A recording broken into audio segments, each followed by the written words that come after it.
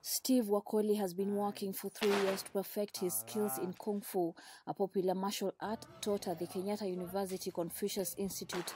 He's also a teacher here, where hundreds of students are learning about Chinese culture and language at the institute named after Confucius, the ancient Chinese philosopher whose teachings are a cornerstone of life in East Asia. There are about 525 Chinese-funded Confucius Institute worldwide, including 54 in Africa, according to a 2019 U.S. Senate report by the Homeland Security and Governmental Affairs Committee. Jacob Ratemo is one of more than 500 students enrolled here. He says learning about Chinese language and culture will help him find better work, but he admits the institute's classes avoid subjects that are politically sensitive in China. The advantage is, I think, especially when you're in university level, you can access such matters. I can go to VOA News on a regular basis and see what is going on in China, or I can go to Google and get that information. So yes, I can admit there are a few challenges when you ask those questions to the Chinese themselves. According to the U.S. Senate report, Confucius Institute funding comes with strings that can compromise academic freedom. For example, the Chinese teachers sign contracts with Beijing pledging not to damage China's national interests.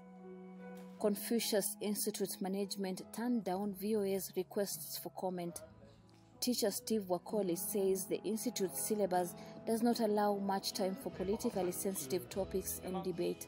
Analysts say the Confucius Institute suppressed discussions on topics like Taiwan and Hong Kong to protect their funding from the Chinese government.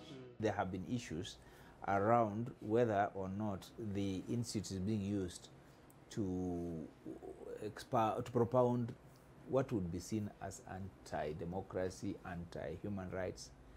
And those concerns are founded in terms of what is the official Chinese policy on Taiwan, on Hong Kong. Educator Jonathan Wesaya told VOA that the institutes are doing injustice to students by limiting their learning and exposure to different ideas. Yes, the opportunity comes in through the Confucius Institute, funded by China.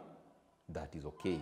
But can you get as an individual to talk about Taiwan, talk about Hong Kong, talk about Korea, talk about North Korea and South Korea and how they relate, and how the whole bigger picture fits into the geopolitics of today? With so many signing up for classes at the Confucius Institute, education experts say it's critical that students find other avenues to learn about topics that China may consider politically sensitive.